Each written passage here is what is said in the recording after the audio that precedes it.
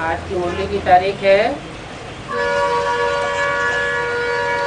10 मार्च 1967, रात्रि क्लास।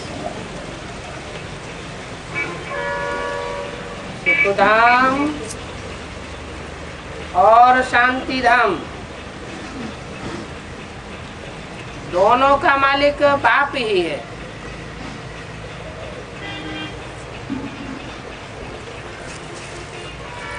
दो धाम का मालिक बाप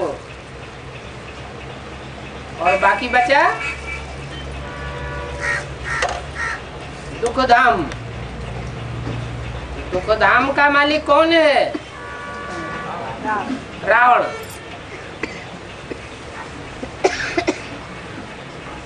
क्या बात हुई?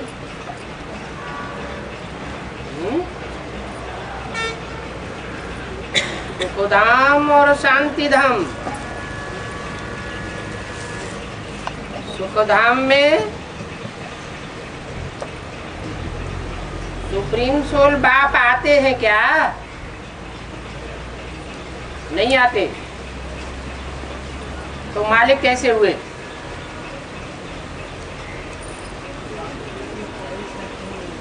जिस तन में मुकर्रर रूप से प्रवेश करते हैं उसके द्वारा शांति धाम और सुख धाम दोनों के मालिक बनते हैं।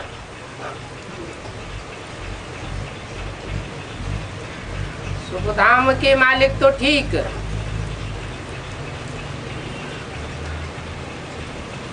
शांति धाम के मालिक पने का क्या मतलब?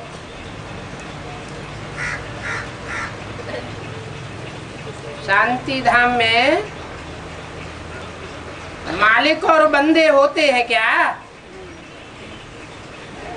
फिर मालिक पना कहाँ से आ गया है? इसी दुनिया में परम धाम को तुम बच्चे इस सृष्टि पर उतार लेंगे तो वो परम धाम की स्टेज भी साकार में पुरुषार्थ करने वाले बच्चों की संगठित स्टेज होगी, जिसका मालिक बाप ही होगा।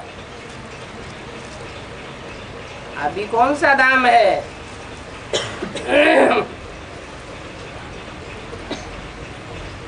सुख धाम और शांति धाम की बात तो बताई। अभी कौन सा धाम है? अभी दुख धाम है। दुख धाम का मालिक कौन? रावण।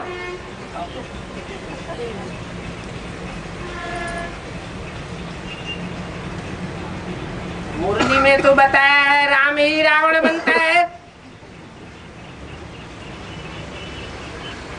हैं?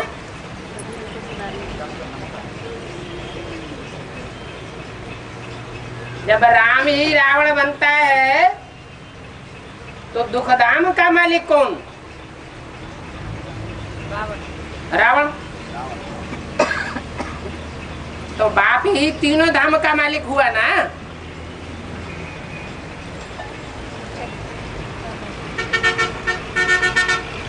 यहाँ ये क्यों कहा सुख धाम और शांति धाम दोनों का मालिक बाप है?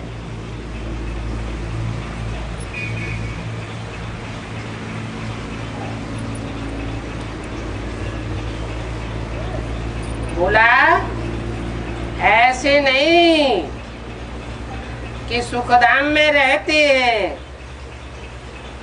तो कौन से बाप की बात हुई है? शिव बाप की बात हुई। शिव बाप सुखधाम साकार में रहते नहीं है।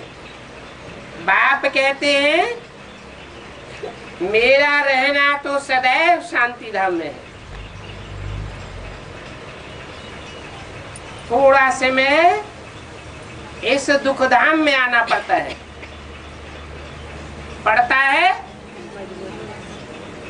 माने मैं इस दुख धाम का मालिक नहीं हूँ।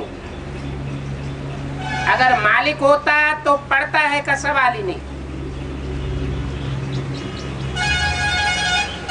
अभी सारे विश्व पर रावण का राज्य है।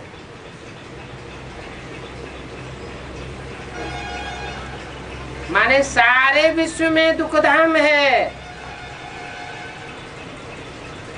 समुद्र में देखो कितने कच्छमच्छे हैं। एक दूसरे को पकड़ के खा जाते हैं।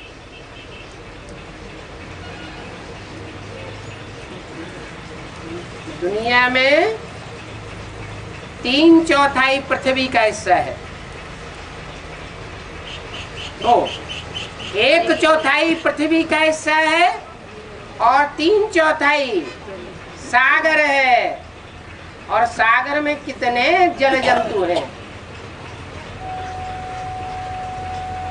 एक से एक खतरनाक जल जंतु।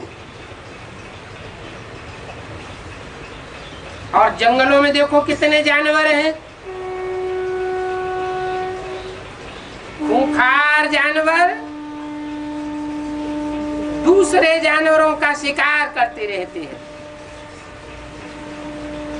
चीर फाड़ करके खाते रहते हैं।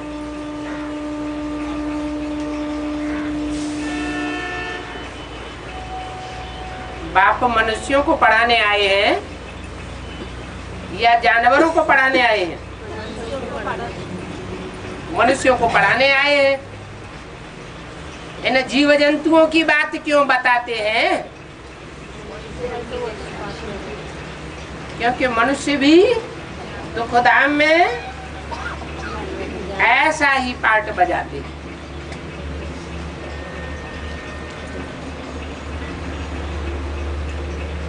जो भी खाते हैं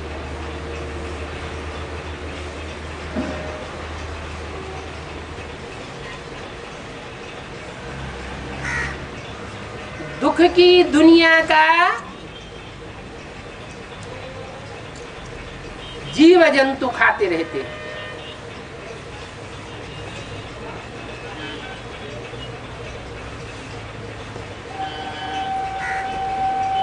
जो खाने वाले हैं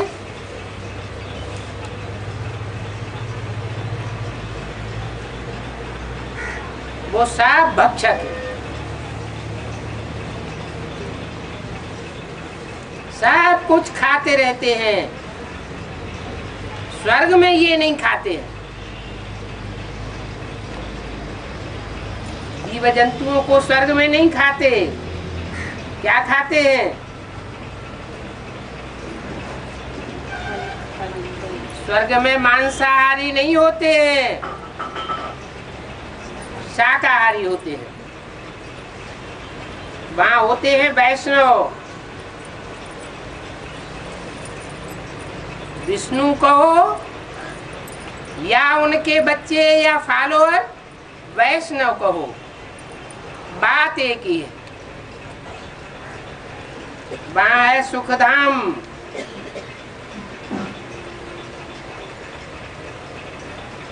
जिसका मालिक बाप भी है।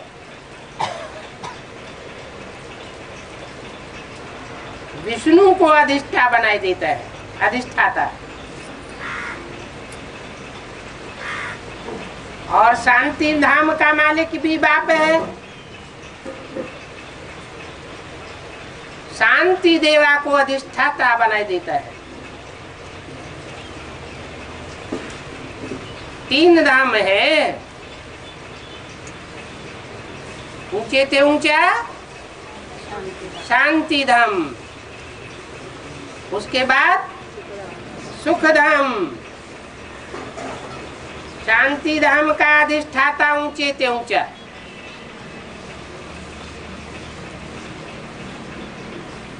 फिर सुख धाम का अधिष्ठाता विष्णु। और नीचे की ओर दुख धाम का अधिष्ठाता कौन है? ब्रह्मा। रावण को भी हाथों में वेद शास्त्र दिखाते हैं और ब्रह्मा को भी हाथों में वेद शास्त्र दिखाते हैं।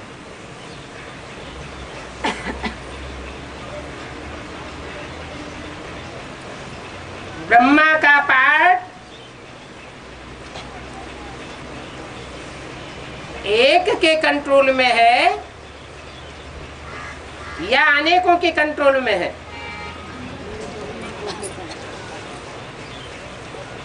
ब्रह्मा का अर्थ ही है बड़ी माँ,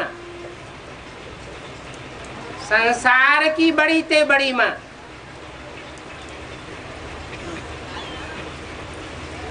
माता के साथ बाप मौजूद है तो माता एक के कंट्रोल में है, और खुदा न खास्ता बाप नहीं रहता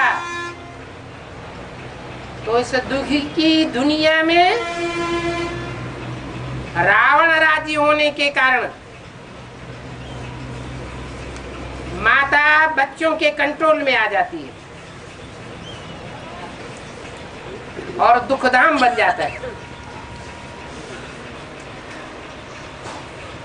बापों का बाप है एक, और बाकी जो धर्म पिताएं हैं वो सब हैं बच्चे।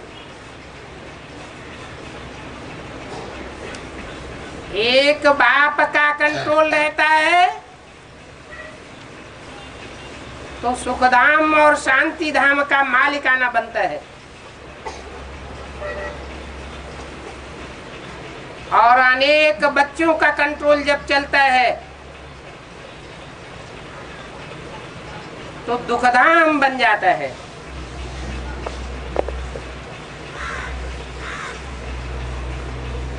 तो बच्चे जानते हैं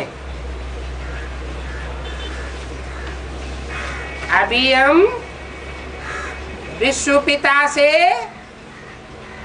विश्व का मालिकाना लेने के लिए आए हैं।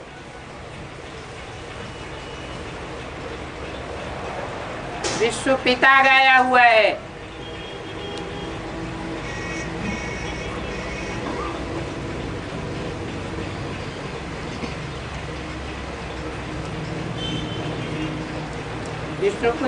विष्णुपुरी क्या होती है ये बात मनुष्य नहीं जानते। विष्णुपुरी कोई राण राज्य नहीं है, है? उसका राज्य नहीं है, राण राज्य, रावण राज्य। राण जिसका पति मर गया हो, विडो, विडो कुंगडम नहीं है क्या? विष्णुपुरी, विष्णुपुरी और रावणपुरी दोनों की शूटिंग कहाँ होती है?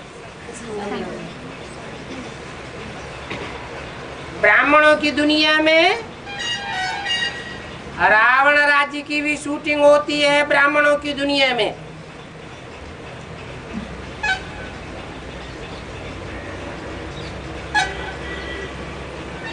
तो जरूर उसको नहीं कहेंगे कि एक बाप का कंट्रोल है, अनेकों का कंट्रोल होता है। इसलिए ब्रह्मा को इस दुखधाम की ओर दिखाया हुआ है।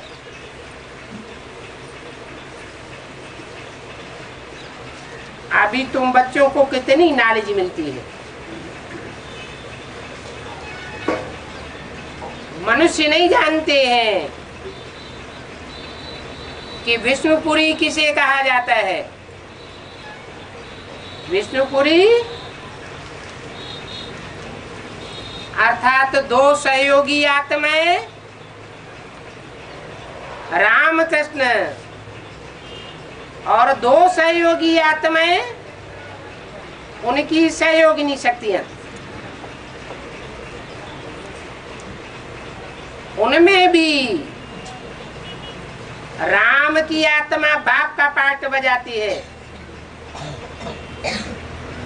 और कृष्ण की आत्मा माता का पार्ट बजाती है प्रमुख रूप से।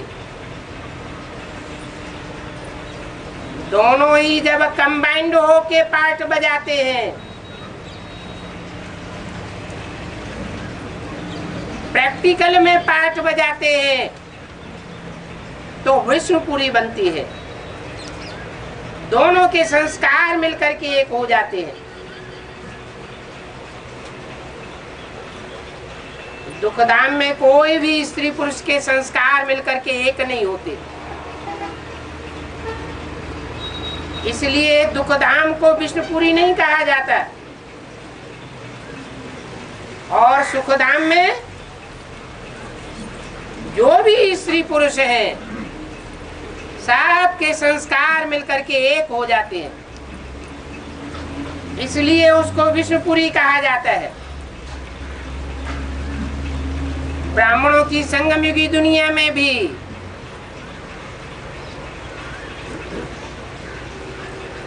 जहां दोनों मिलकर के एक होते हैं,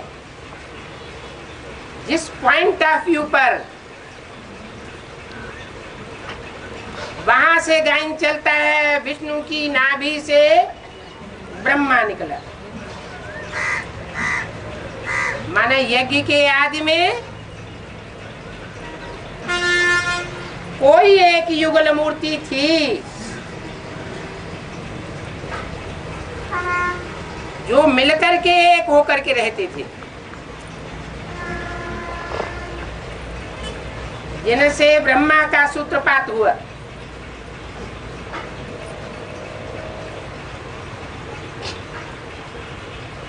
ब्रह्मा टाइटलधारी भी है और ब्रह्मा ओरिजिनल भी है।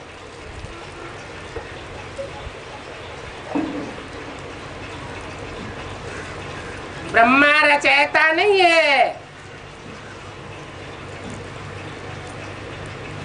ब्रह्मा रचना है, फर्स्ट रचना, फर्स्ट क्लास रचना नहीं, फर्स्ट रचना। और फर्स्ट रचना ब्रह्मा का रचयिता, अर्थात ब्रह्मा का बाप कौन? मुरली में भी बोलते हैं, ब्रह्मा का बाप कौन? अगर ब्रह्मा रचयिता रचना है तो उसका रचयिता बाप भी चाहिए। तो ब्रह्मा का रचयिता बाप प्रजापिता, इसलिए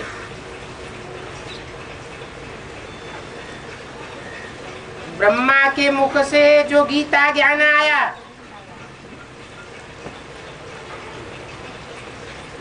बल गीता ज्ञान अमृत नहीं कहा गया, अमृत रूपी सार नहीं कहा गया, लेकिन जो भी ज्ञान आया उसके आखिरी हिस्सों में ये बात जोड़ी गई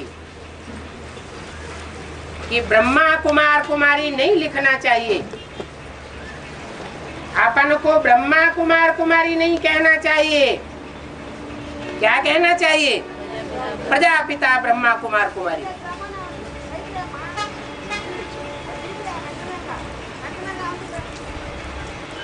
अगर अपन को ब्रह्मा कुमार कुमारी कहते हैं, मानते हैं और जानते हैं, भले समझते नहीं है कि ब्रह्मा कुमारी का अर्थ क्या,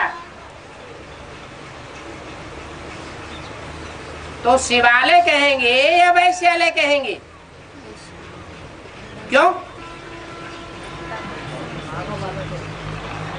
क्योंकि सिर्फ माँ का पता है, बाप का पता ही नहीं। जिनको बाप का पता ही नहीं, और जिस दुनिया में बच्चों को बाप का पता नहीं, वो दुनिया ही वैश्यालय है। वो विष्णुपुरी नहीं कही जा सकती। साबित होता है इस दुनिया में जो भी स्त्री पुरुष हैं पैदाइश करने वाले, उनके संस्कार आपस में मिले हुए नहीं हैं, इसलिए वो दुनिया विष्णुपुरी नहीं कही जा सकती। उस दुनिया को कौन सी पुरी कहेंगे जहां स्त्री पुरुष के संस्कार आपस में मिलते नहीं। आसुरी संतान पैदा हो पड़ती है, आसुरी संसर्ग हो पड़ता है, आसुरी संबंध जुट जाते हैं। उनको कहते हैं जानवरों का संबंध। कहा जानवर बेविचारी,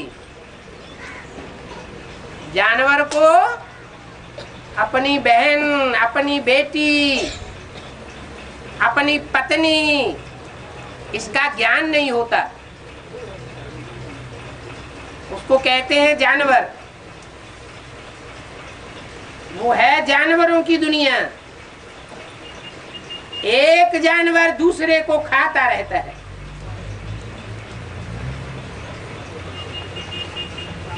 जल जंतु भी ऐसे होते हैं,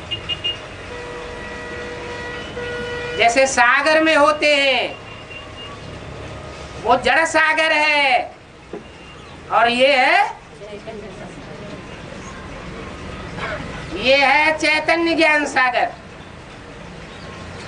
इसमें भी ऐसे ज्ञान जल में तैरने वाले जल जंतु भरे पड़े हैं, जो एक दूसरे को मारते, काटते, पीटते रहते हैं।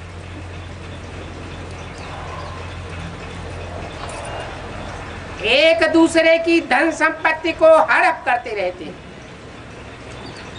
स्वामित्व को हड़प करते रहते हैं। अभी ब्राह्मणों की दुनिया में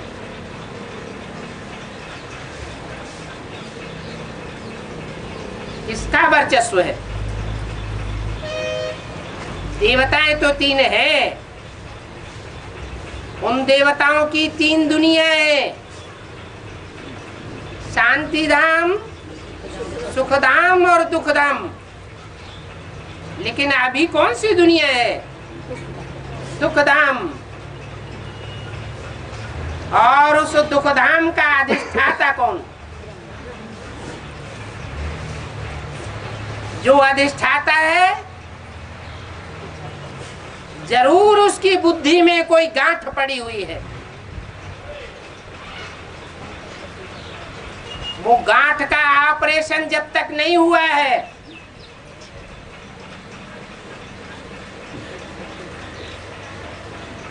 जैसे दिमाग में ट्यूमर पड़ जाता है,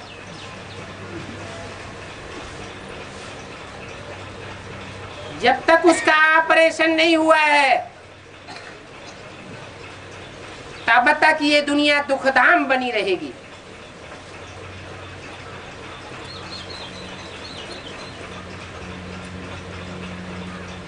क्योंकि माँ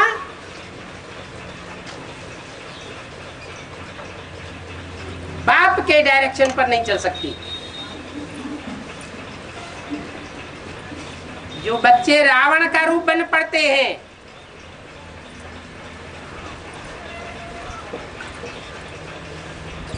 उनके डायरेक्शन पर चलती है।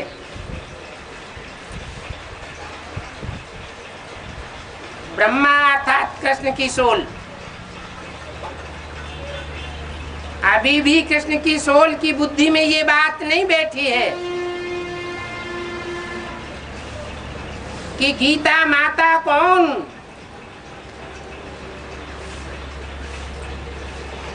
जो सब शास्त्रों की जननी है।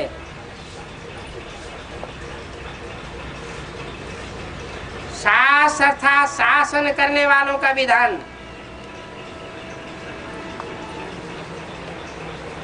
सब शासकों की माँ, उस माँ के ऊपर किसका आधिपत्य होना चाहिए?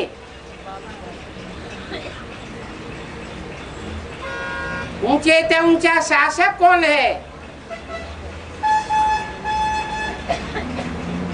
जो ऊंचे से ऊंचा शासक है उसको ईश्वर कहा जाता है। ईश माने शासक, वर माना श्रेष्ठ। शासन करने वालों में श्रेष्ठ से श्रेष्ठ पाटधारी।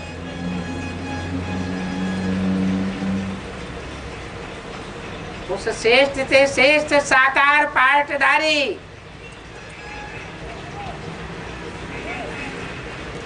को कृष्ण की सोल अब तक भी नहीं पहचान पाई। उसकी बुद्धि में वो गांठ पड़ी हुई है 63 जन्मों की। कौन सी गांठ? गीता का भगवान श्री कृष्ण है। माना मैं ही गीता का भगवान हूँ, गीता के ऊपर कंट्रोलर हूँ। माता के ऊपर अगर बच्चा कंट्रोल करने लगे तो माता की दुर्गति ही समझनी चाहिए।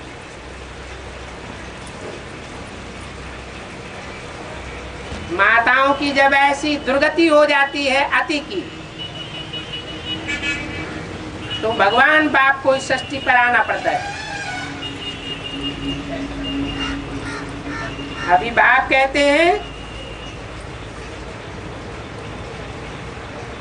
तुम बच्चे जानते हो कि असली नॉलेज तुमको मिलती है। माँ कौन है और बाप कौन है?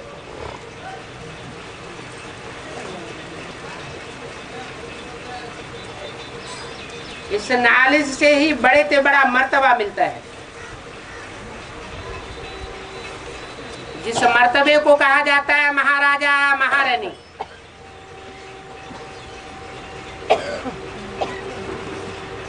तो पढ़ाई से कुछ फायदा होता है।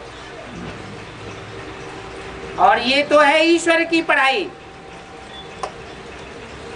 तो तुम्हारी तो अथाह कमाई होती है।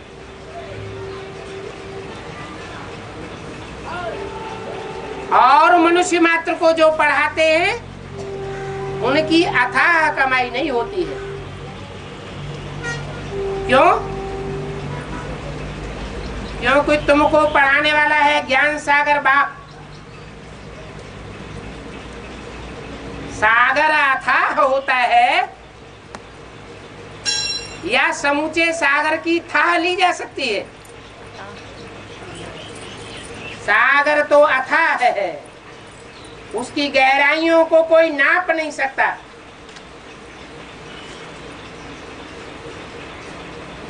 ये ज्ञान सागर की ज्ञान की गहराइयां भी अथाह है। लेकिन तुम बच्चे सागर की अथाह गहराइयों में चले जाते हो। तुम भयभीत होने वाले नहीं हो कि हम सागर की गहराई में जाने से डूब मरेंगे। तुम सागर के बच्चे हो, वो गड्ढे गड़ीचियों के बच्चे हैं जो ज्ञान की गहराई में जाने से डरते हैं। इसलिए औरों को भी कहते रहते हैं ज्ञान की गहराई में नहीं जाना, अगर गहराई में चले गए तो डूब मरेंगे।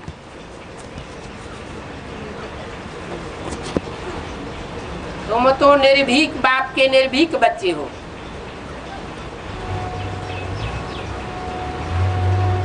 नंबरवार पुरुषार्थ अनुसार तुम्हारी कमाई हो रही है। अब जो गहराइयों में जाने का जितना पुरुषार्थ करे,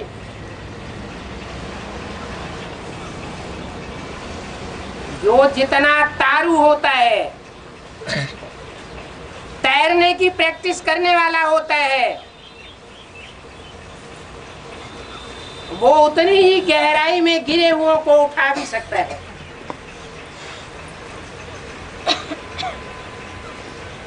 खुद तारू नहीं होगा, तैरने की कला नहीं जानता होगा, तो दूसरों को जो डूबे हुए हैं उनको निकाल भी नहीं सकता।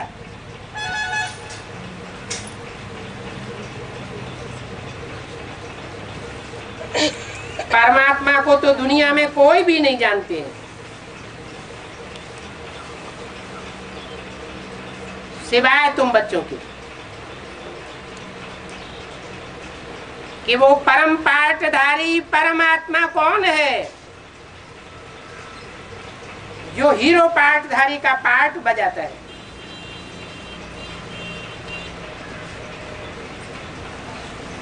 ये तो समझते हैं कि आत्मा निराकार है और परमात्मा भी निराकार है,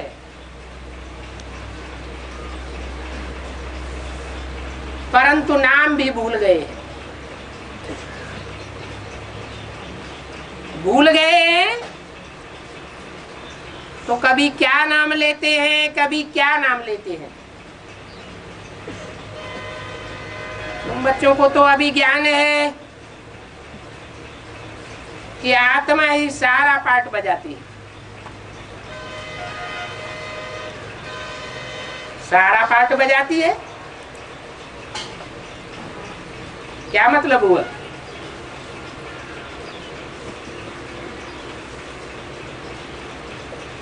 आत्मा अर्थात ज्योति बिंदु, ज्योति बिंदु आत्मा परमात्मा पाठ भी बजाती है। और जो भी कीड़े मकोड़े पशु पक्षी आदि आत्माएं हैं, वो सब का पाठ वो ज्योति बिंदु आत्मा ही बजाती है। दुनिया में तो कोई भी इन बातों को नहीं बता सकते।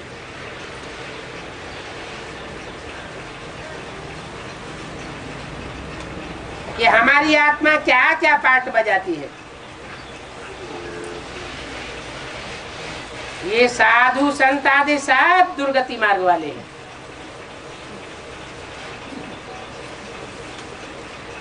और रावण राज्य के हैं।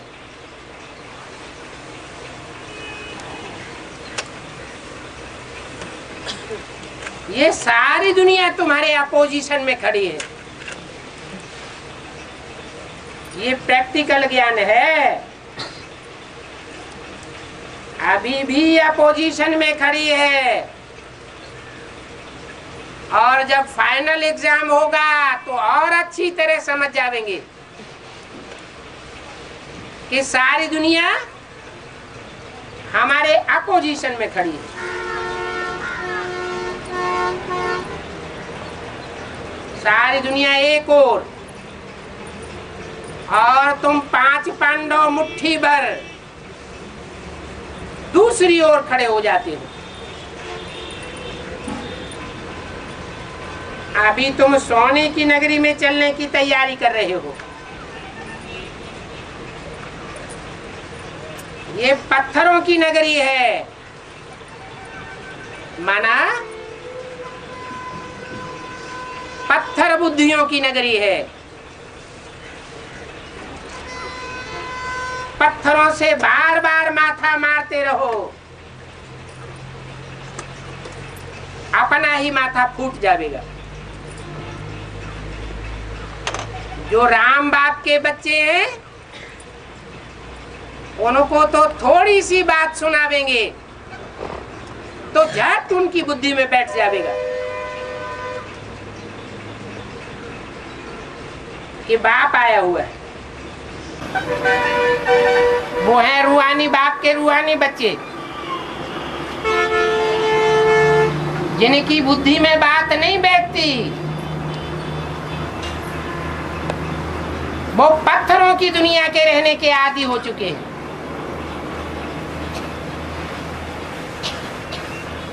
सोने की दुनिया में उनका जाना ही नहीं हुआ।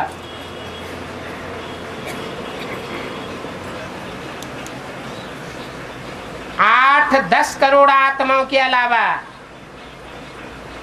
जो भी मनुष्य मात्र की आत्माएं हैं, सब पत्थरों की दुनिया की रहने की आदि है। वो सब दूसरे दूसरे धर्मों के पक्के हैं। जैसे कहते हैं ना, ये पक्का पत्थर है।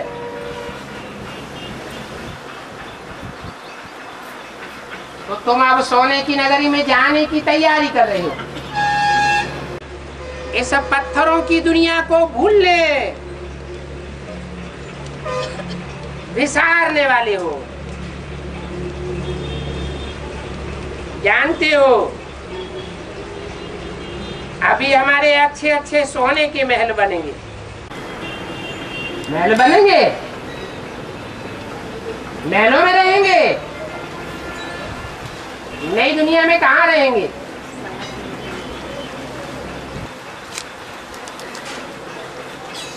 मकान किस लिए बनाए जाते हैं? दीवारें किस लिए डाली जाती हैं?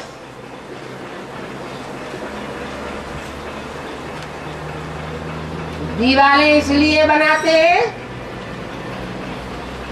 कि देवान के कुकर्म करते हैं। उन कूटकर्मों को कोई देखे नहीं, दुखदाई कर्म करते हैं, इसलिए दीवारें बनाते हैं, मकान बनाते हैं। इस दुनिया में सर्दी, गर्मी और बरसात का सीजन होता है, क्योंकि प्रकृति ही दुखदाई बन जाती है।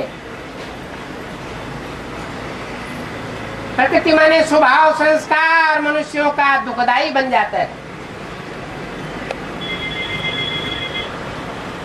तो 5 तत्व भी दुखदाई बन जाते हैं। दुखदाई बनते हैं तो इतनी सर्दी पड़ती है कि मनुष्य मरने लग पड़ते हैं।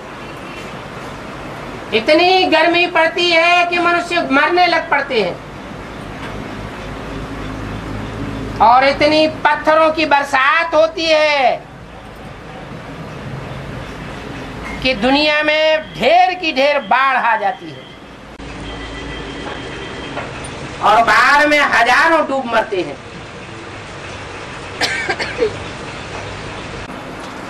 तो ऊंचे ऊंचे स्थानों पर मकान बनाते हैं। सर्दी, गर्मी, बरसात की मार से बचने के लिए।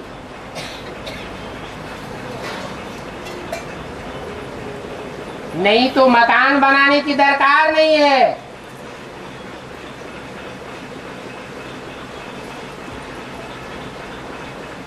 सतयुग की जो सोने की दुनिया होगी, सोना अर्थात सच्चाई, जो सच्चे सच्चे बाप के बच्चे हैं, अपने तन का, अपने मन का, अपने धन का पूरा सच्चा सच्चा पोता मिल देने वाले हैं बाप को, वही बच्चे नई दुनिया में बाकी बचेंगे। और जो भी नंबरवार झूठे हैं वो सोने की दुनिया में नहीं आ सकेंगे।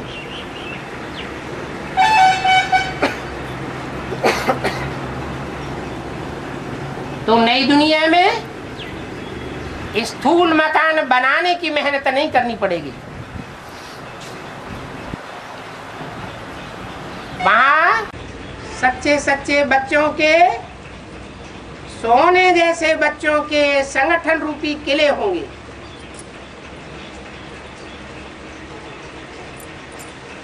उन संगठन रूपी परिवारों में सब संगठित होकर के रहेंगे।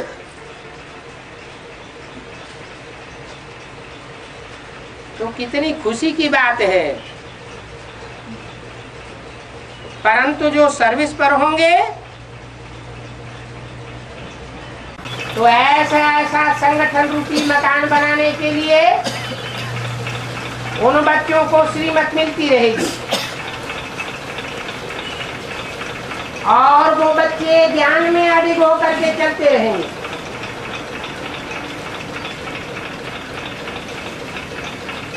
नहीं तो माया मछंदर डूब ले मरेगी।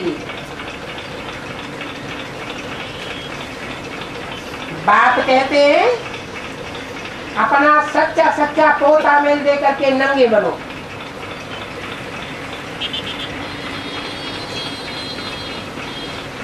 ये शरीर का, ये देह का भान छोड़ दो। देह भान आता है ना, हम अपने जिंदगी की सच्ची सच्ची बातें कैसे बताएंगे? अपने धन का पूरा पोता मेल कैसे दे देवे?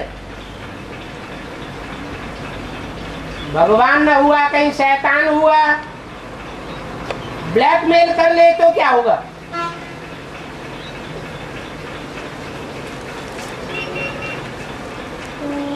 तो बाप कहते हैं अभी इस देहभान की दुनिया कोई भूल जाओ। अभी हम जा रहे हैं शांति धाम, जो ऊंचे से ऊंचा धाम है, उससे ऊंचा कोई धाम नहीं होता। फिर हम सुख धाम में आवेंगे।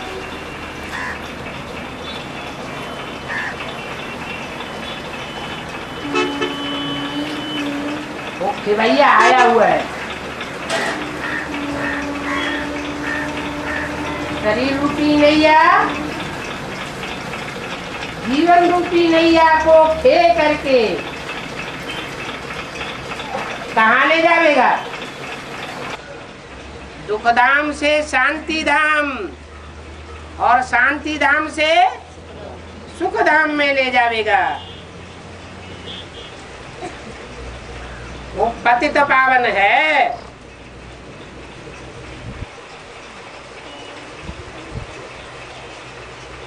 पतित मनुष्यों को पावन बनाए करके ले जाएगा। उसको गाइड कहते हैं, पंडा कहते हैं।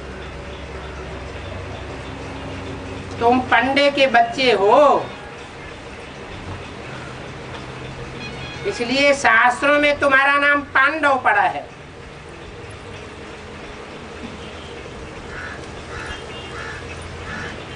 पांडवों ने भगवान का पक्ष लिया था। पांडवों ने भगवान को प्रत्यक्ष किया था।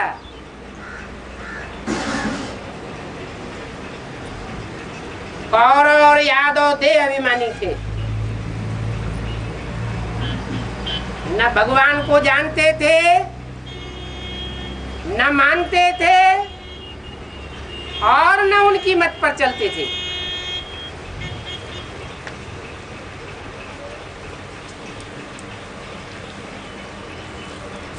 वो कौरव और यादव पक्के ब्राह्मण नहीं है, नीची कुरी के ब्राह्मण बनते हैं। तुम सच्चे ब्राह्मण हो, जो बाप के सन्मुख बैठ करके पढ़ते हो।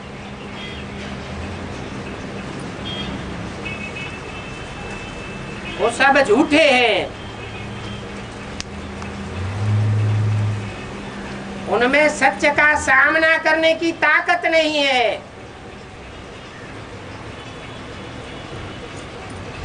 कहते हैं सत्य तो बिठो नच्य। जो सच्चा होगा वो डांस करता रहेगा, घबराने की तो बात ही नहीं। तो देखो तुम बच्चे सामने बैठे हो और उनको हिम्मत नहीं पड़ती है सामने आने की, क्योंकि झूठे हैं।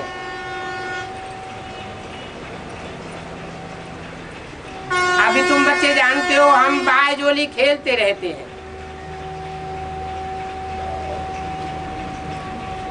अपनी इच्छा से बायजोली खेलते हैं या माया हमको बायजोली खिलाती है? बायजोली खेलते हैं। कोई कोई मंदिर की परिक्रमा लगाते हैं, तीर्थ स्थान की परिक्रमा लगाते हैं, तो सर नीचे पांव ऊपर, फिर पांव नीचे सर ऊपर, ऐसे गुलाटी मारते हुए जाते हैं। तुम भी अभी बायजोली खेल रहे हो। बुद्धि कभी धरणी की ओर चली जाती है और लात ऊंची स्टेज की तरफ चली जाती है। मना ऊंची स्टेज को लात मार देते हो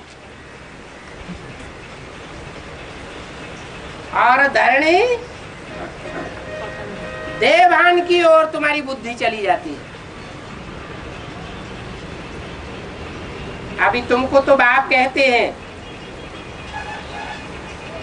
सिर्फ अपने घर गृहस्थ में रहते बाप को याद करो, सुदर्शन चक्रधारी बनो।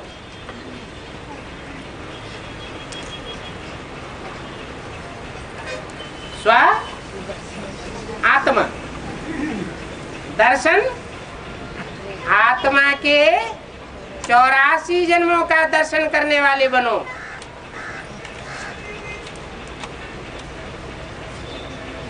बनेंगे तब, ये बुद्धि चलेगी तब,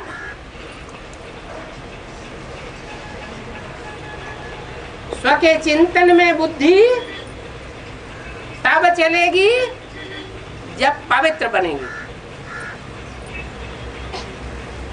पवित्र नहीं बनेंगे, बुद्धि अपवित्र होती रहेगी, इंद्रियां गंध में गिरती रहेंगी, तो मनन चिंतन मंथन चल न सके, स्वदर्शन चक्रधारी बन न सके। तो ये तुम्हारी एम ऑब्जेक्ट है क्या? स्वदर्शन चक्रधारी विष्णु फरिश्ता बनो। अपने अनेक जन्मों की जानकारी करते रहो। ऐसा पवित्र वैष्णव अहिंसक बनना है। मन के संकल्पों से भी कोई की हिंसा नहीं,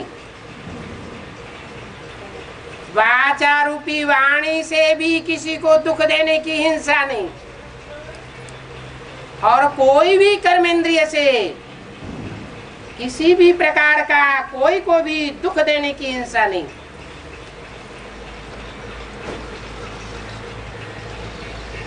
ऐसा कर्म करने वाले तुम बच्चे सौभाग्यशाली बच्चे हो और बेहद के बाप के बच्चे हो। वो दूसरे धर्म में कन्वर्ट होने वाले या दूसरे धर्मों के पक्के पक्के जो भी हैं, वो बेहद के बाप के बच्चे नहीं हैं। चाहे वो क्राइस्ट और चाहे इब्राहिम, बुद्ध, क्राइस्ट, कोई के भी बच्चे हों। आज दुनिया में क्रिश्चियंस की संख्या 100-150 करोड़ से भी ऊपर है। तो क्राइस्ट कितना बड़ा बाप हुआ, परंतु वो भी बेहद का बाप नहीं कहेंगे। वो 500-700 करोड़ मनुष्य मात्र का बाप नहीं है। न मनुष्य मात्र उसे बाप स्वीकार कर सकते हैं, लेकिन तुम हो बेहद के बाप के बच्चे। सारी दुनिया जिसको अपना बाप स्वीकार करती है, ऐसे बाप के बच्चे हो। वो सारी दुनिया समझती है कि कृष्ण ने गीता ज्ञान सिखाया, कृष्ण गीता का भगवान है और तुम बेहद के बच्चे समझते हो। कृष्ण तो गीता माता का बच्चा है, वो गीतापति भगवान नहीं है। कृष्ण की आत्मा अभी गीतापति भगवान से पढ़ाई पढ़ रही है।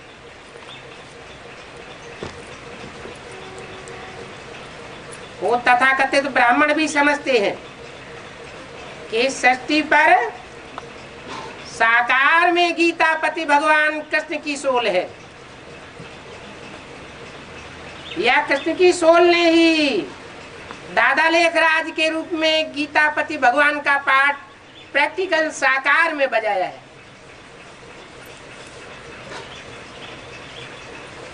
लेकिन ये बात झूठ है।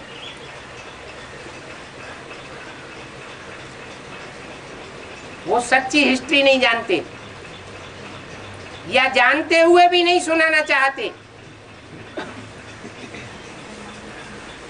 जैसे कौरव संप्रदाय की मुखिया और मुखी धृतराष्ट्र और उनकी पत्नी गांधारी अंधे थे, अपने फॉलोअर्स रूपी बच्चों के मोह में अंधे थे।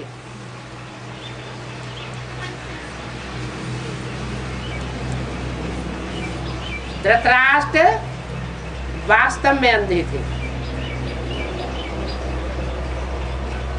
और उनकी पत्नी जानबूझ करके पट्टा बांधे हुए थी।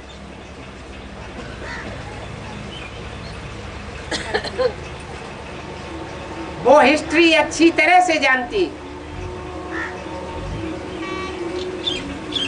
कि यज्ञ के आदि में दादा लेखराज ब्रह्मा को भी पढ़ाई पढ़ाने वाला कौन था।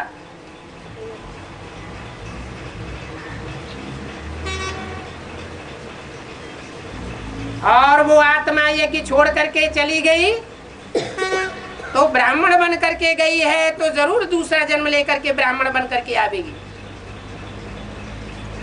लास्ट में आवेगी और फास्ट पुरुषार्थ करके आगे निकल जाएगी। इस बात की सच्चाई को जानते हुए भी जानबूझ पर करके अज्ञान की पट्टी बांधी हुई थी आंखों पर, और अभी भी प्रैक्टिकल में बांधी हुई है। तो वो समझते हैं कि कृष्ण ने पढ़ाई पढ़ाई। तुम जानते हो कि कृष्ण की आत्मा तो अभी पढ़ाई पढ़ रही है, वो पढ़ाती नहीं है। बल पढ़ाने वाला शिक्षक, शिक्षक के रूप में, बाप के रूप में उस बच्चे को अपने सर माथे पर रख करके पढ़ाई पढ़ाता है। लेकिन पढ़ने वाला तो फिर भी वो बच्चा है, पढ़ाने वाला टीचर नहीं है।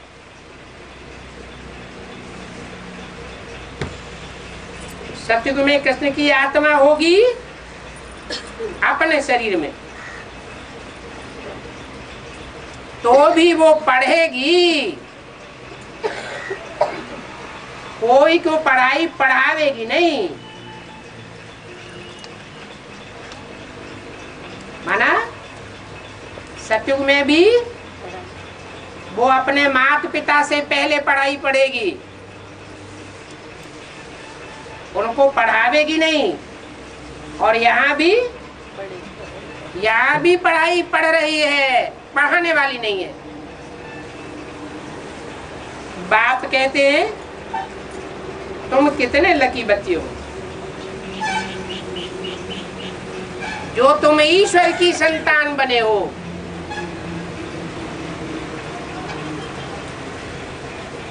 ईश माना शासन करता, वर माना श्रेष्ठ, जो दुनिया का श्रेष्ठ से श्रेष्ठ शासन करता है,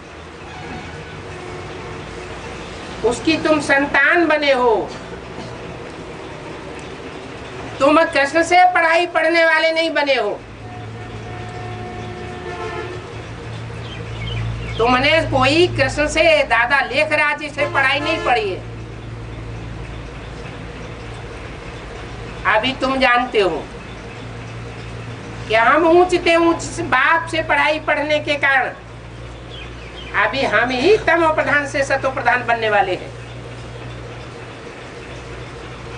इसलिए यही कहते हैं कि अब मुझे याद करो और अपने वर्षे को याद करो। वो वर्षा तुम्हें कौन से जन्म में मिलेगा? सतयुग के पहले जन्म में मिलेगा, दूसरे जन्म में मिलेगा या आखिरी जन्म में? ये त्रेता में मिलेगा।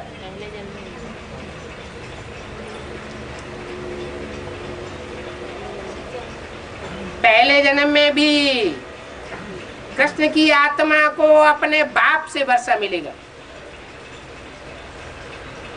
जो बाप मनुष्य सृष्टि का बाप है।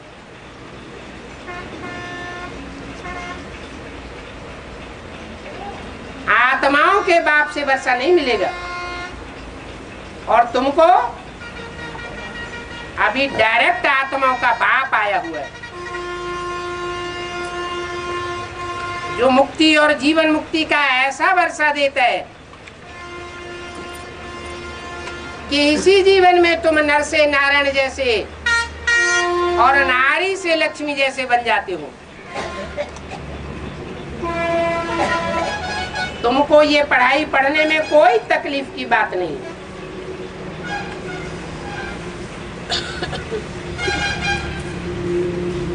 उन पढ़ाइयों में तो आज छोटे छोटे बच्चों को ही देखो कितनी तकलीफ होती है।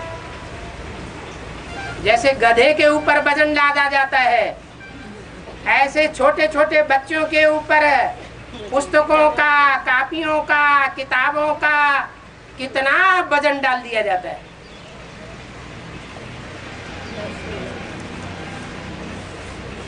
तुम्हारे ऊपर तो कोई वजन नहीं। हाँ, पवित्र बनना है, ये तो अच्छी बात है। पवित्र बनेंगे तो तुम्हारी बुद्धि में 84 जन्मों का ज्ञान स्वतः ही खुलता जाएगा। पवित्र बुद्धि में ही स्वदर्शन चक्रधारी बनते रहेंगे। तो पवित्र रहना तो अच्छा ही है। अच्छा,